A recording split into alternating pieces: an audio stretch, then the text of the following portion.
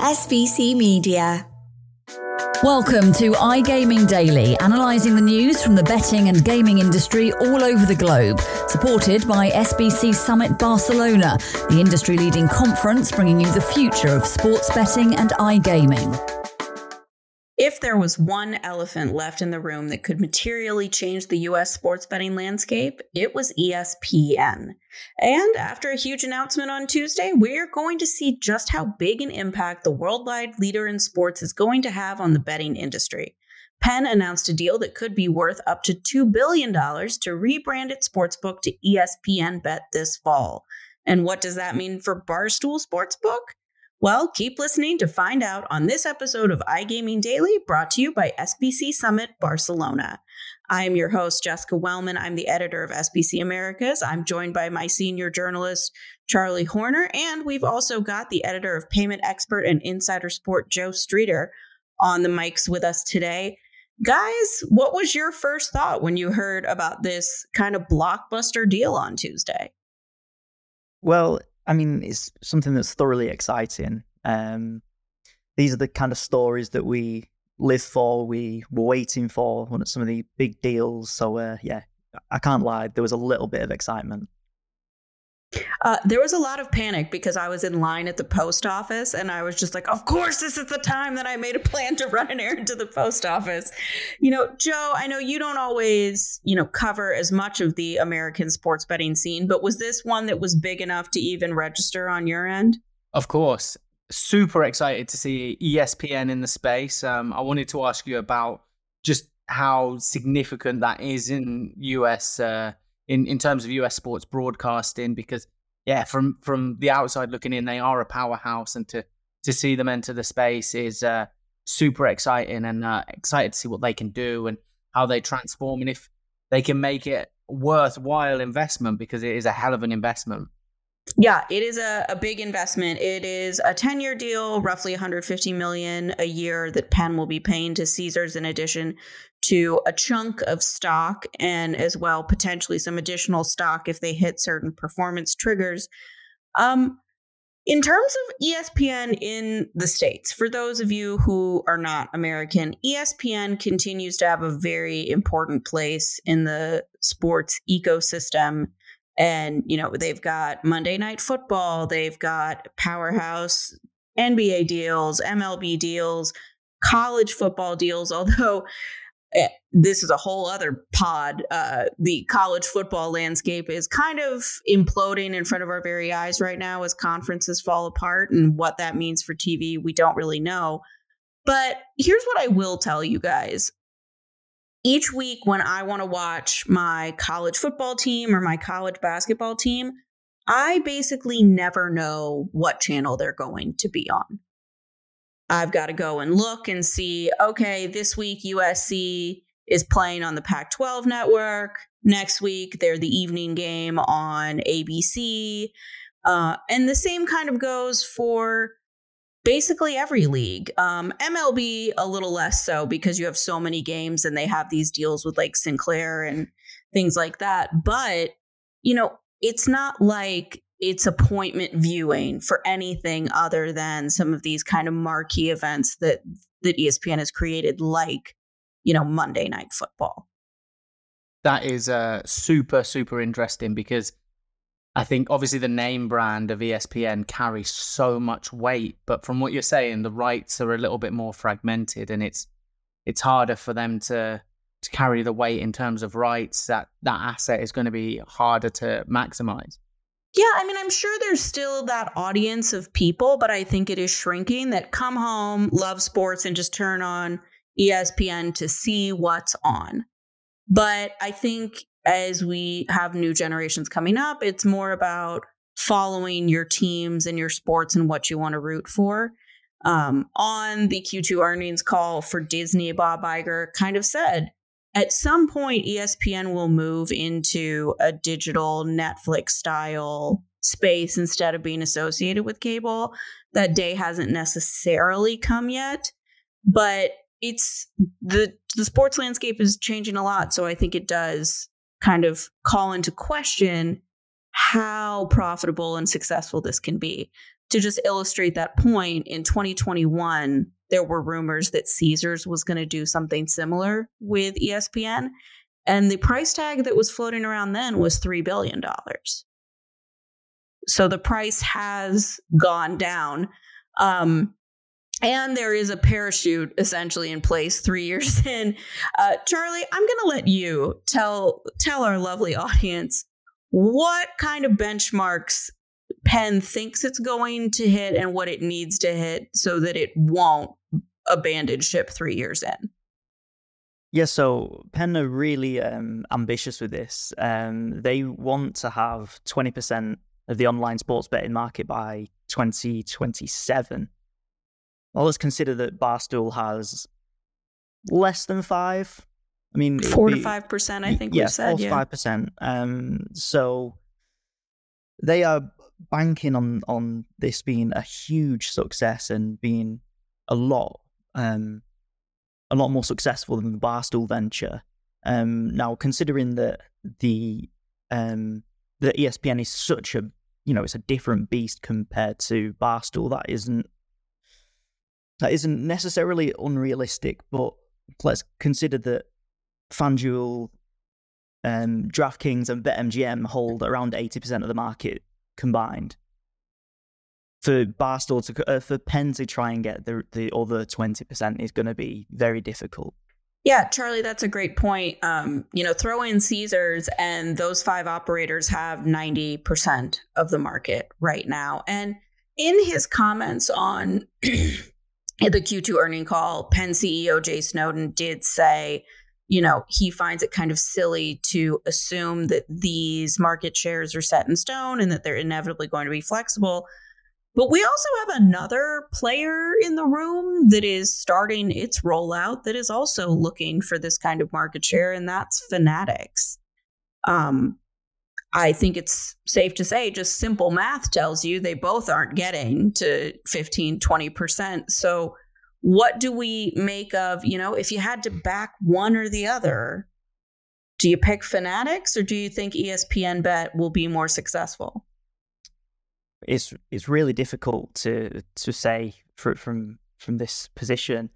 What I would say is that from Fanatics' point of view, yeah, they have the 95 million database that we spoke about a few months ago, and obviously they've made their own investment buying PointsBet for $225 million. I just wonder whether the hardcore sports fan would rather bet on ESPN, which has all the broadcasting rights, that the star power of some of the analysts that they have, the TV personalities, over Fanatics, which only does licensed jerseys and apparel and that kind of thing. I think the sports fans could have a closer brand affinity to ESPN. So I worry for Fanatics from that regard. Joe, how about you? Do you have a lean on one or the other? Heavy lean. I think Charlie sort of was almost on the fence and then went with ESPN. I'm not on the fence at all on this. I'm all in on ESPN. I'm a believer in the ESPN brand. I think it's perfectly set up. It's perfectly positioned.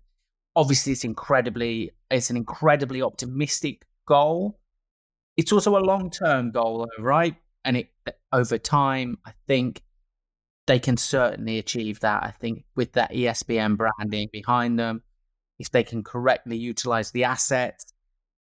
Forgive me again for bringing a perspective from this side of the pond, but the super success of Sky Bet and how Sky Bet used everything they had. They used presenters that were just, and I know you have that in the US as well, where presenters are ingrained into sporting culture. They're part of it. They're everything. We tune in on a Saturday to watch our favorite presenter tell us that our team is winning or losing. We get the news from the presenter. They're ingrained in so many moments of our team. If they then become ingrained in sporting betting moments, it only adds to that brand value. And the other thing I think that will be key that we saw so well utilized in the UK was free to play.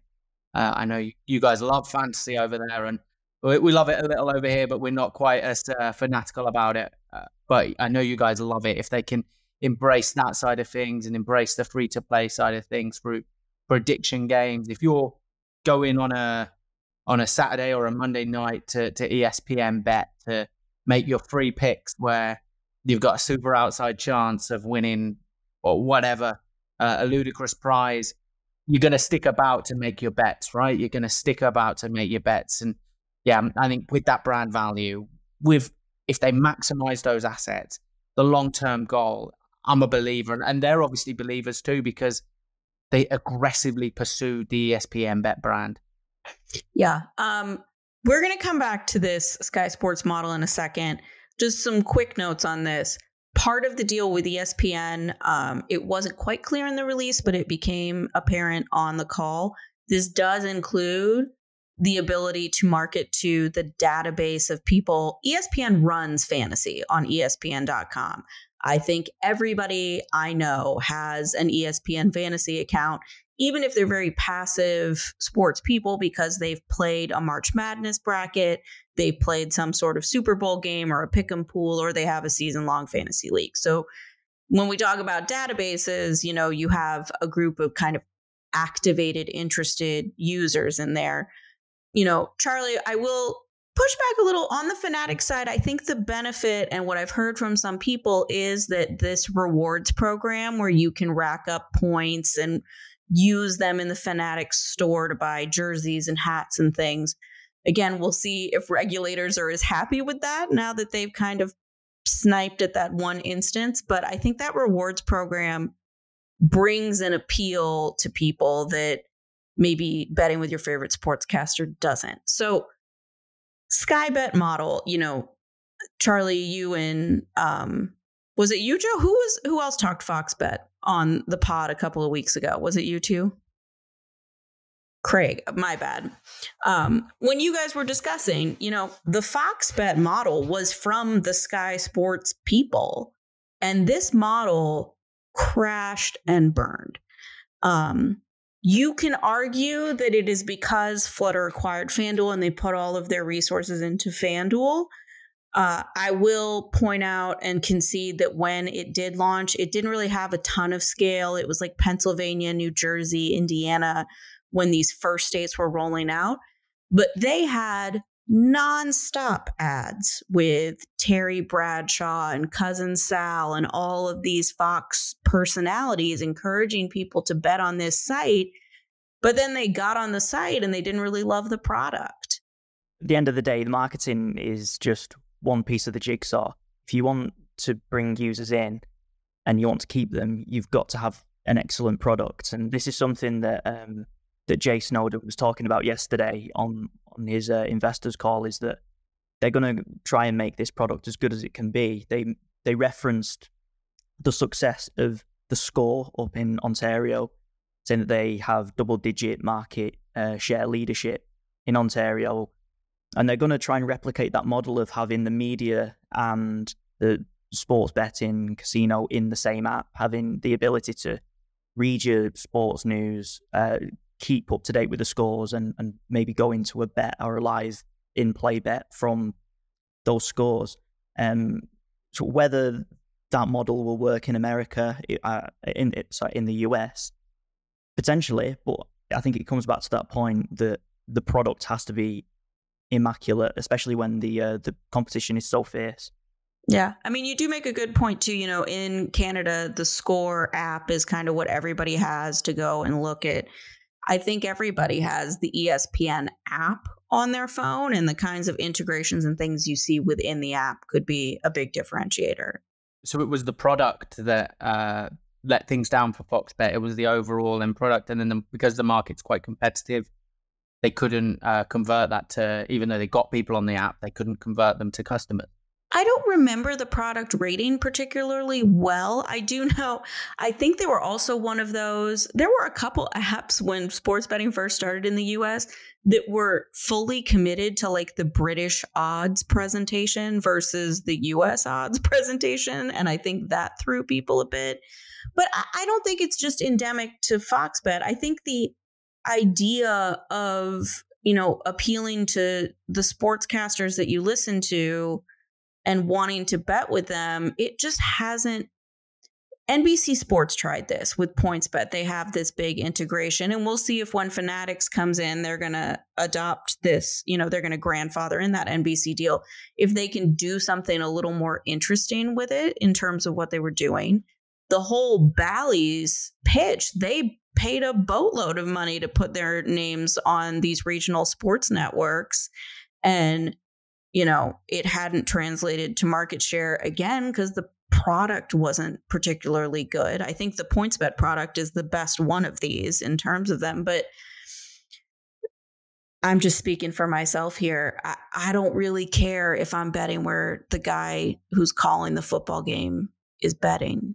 It's just not a driver of interest for me. I think that for ESPN, the people that it will be interesting to see if it does make a difference is like Pat McAfee, for example, who came over from FanDuel, and I'm sure will have a big role to play with this.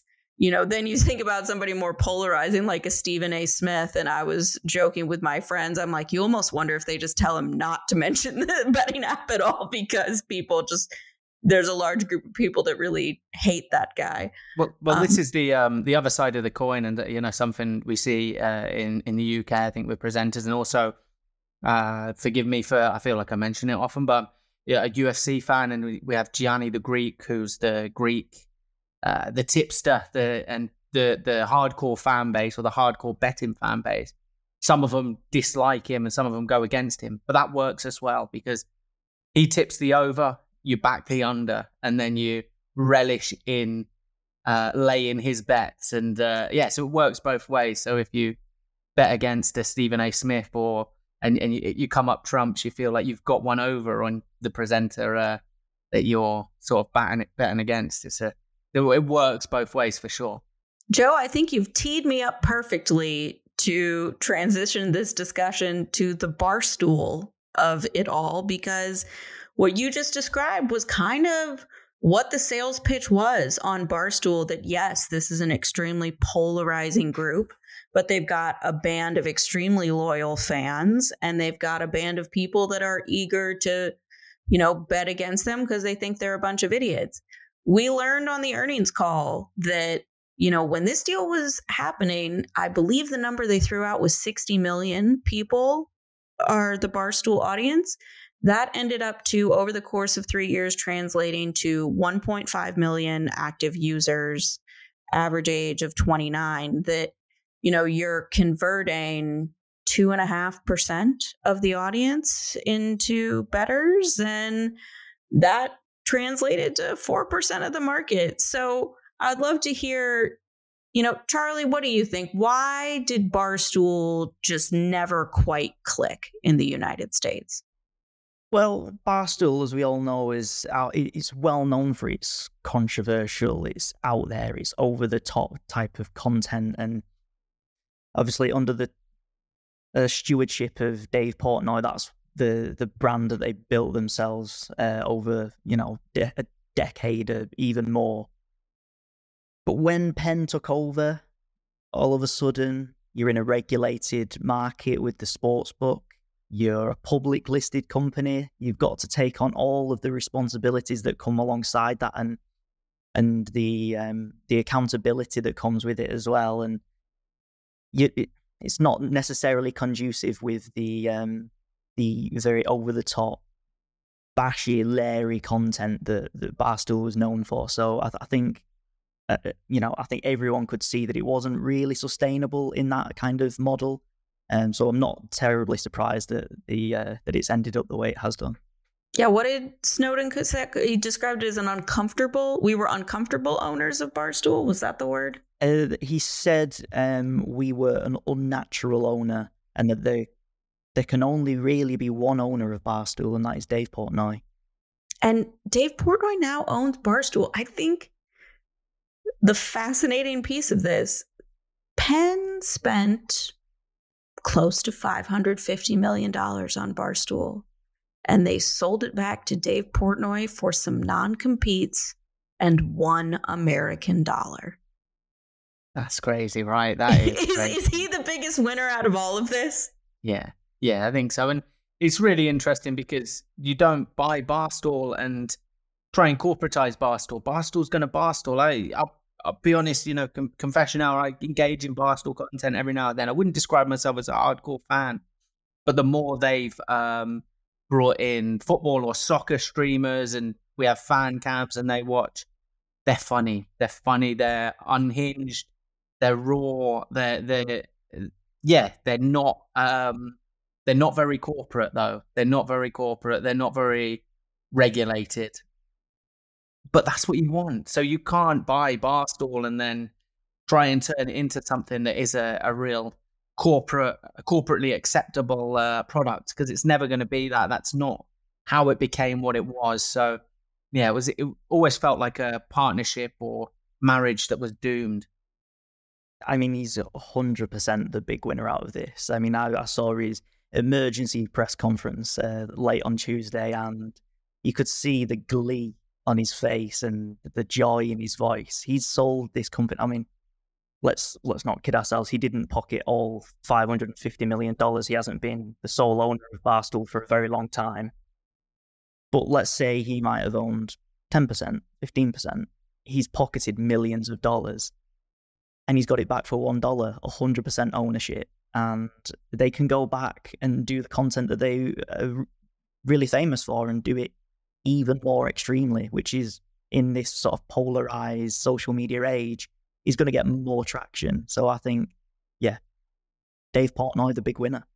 I think the big question, and if you go on Twitter, you'll see that I'm in these debates with everyone else. Do these non-competes extend to Barstool becoming an affiliate again? There's not a lot of clarity either way. It's not been... I think there's arguments to go both ways. I don't think that you sell back something for $1 if they're going to turn around and become like one of the bigger affiliates in the space. It doesn't make sense to me, but I've never been in these closed room deals, so maybe I'm missing something. And whilst they fail as an operator, they would be a powerhouse affiliate, right? They were already... Before they became an operator, sportsbooks were their top advertiser. They still have plenty of advertising deals, right? They have a long-term deal with High Noon Beverage. They do a lot of licensing deals on their own where you can buy like Barstool pizza and Barstool vodka and things like that.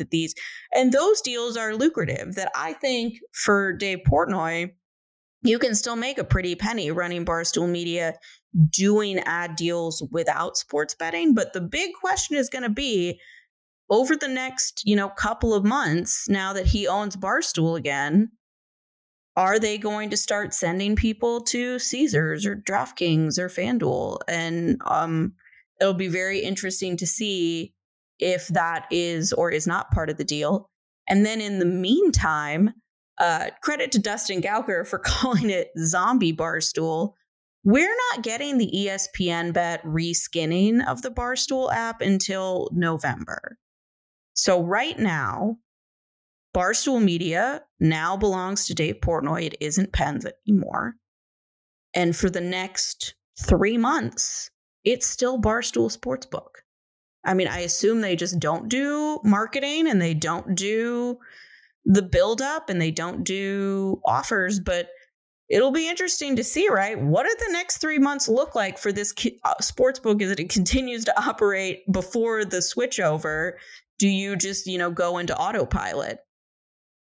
And the thing is that we talked earlier about Fanatics, entering the market. They're aiming to be rolled out before football season. ESPN Bet is not going to be launched in time for the start of the football season, so it's going to be interesting to see if once ESPN Bet is live, it can start to take those customers, because undoubtedly they're going to take up all the offers ahead of football season. Yeah, Fanatics announced yesterday it's out of beta in the states that it's in, so the push is beginning. In the meantime, I don't really know if you're Penn, what your expectations are and what your investment is for the next 3 months. Ask you guys one thing really quick. I know we're sort of pushed for time, forgive the sort of abruptness, but just a couple of weeks ago, we were talking about ESPN inviting offers from the big leagues about, investing and becoming partnerships. And this ends that, right? This ends any opportunity on that front, or no? I don't know enough about the ESPN greater business position, but I think that this cash influx is certainly vitally important to them, especially as we are coming up on college football negotiations and contracts that will cost billions of dollars. So I think this, helps ESPN, who has done a lot of layoffs, several rounds of layoffs recently, trying to downsize the business. It certainly helps. I don't know. It's a I think they're all a little strapped for cash right now. That I wouldn't say it's completely off the table, but there's less urgency to like maybe take the worst of it in a deal. Okay, that's fascinating. It'll be really interesting to see if that develops at all.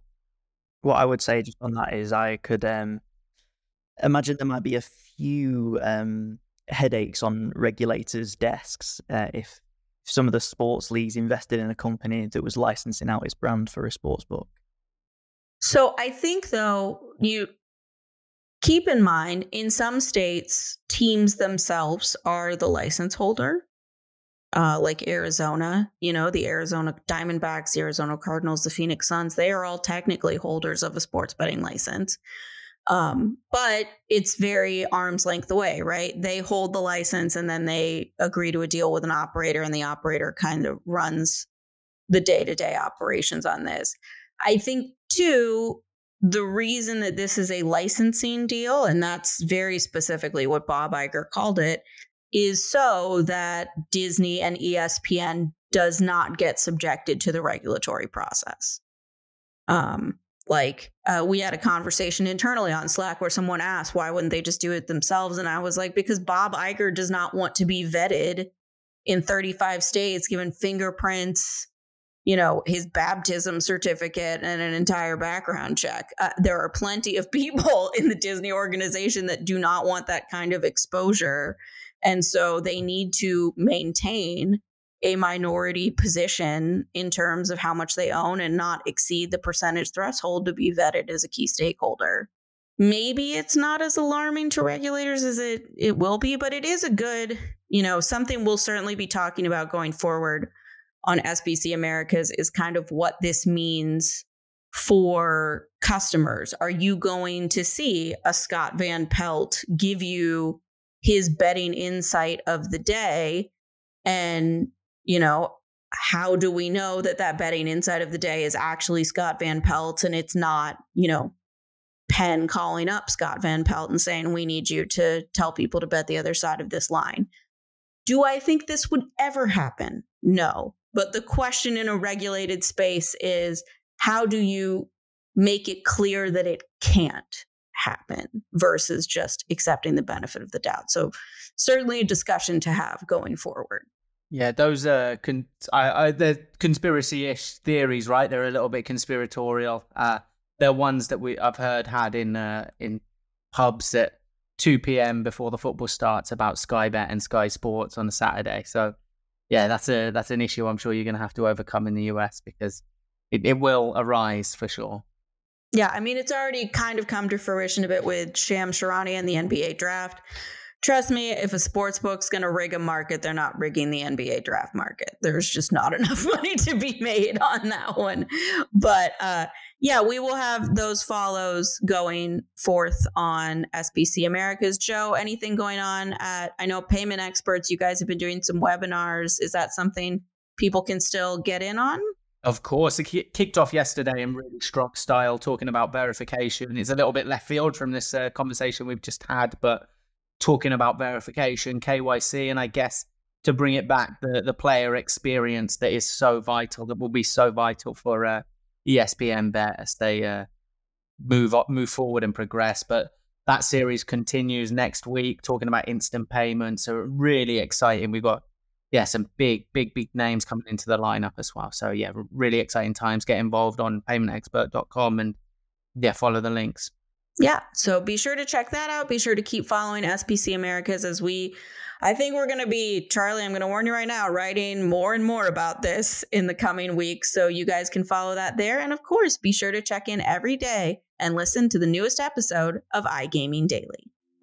Thank you for listening to today's episode of iGaming Daily, brought to you in conjunction with SBC Summit Barcelona, being held at the Fira Barcelona Montjuic on the 19th to the 21st of September. If you want to find out more about some of the subjects raised today, feel free to explore any of the sites in the SBC News Network or check out the latest edition of the SBC Leaders magazine. Happy reading.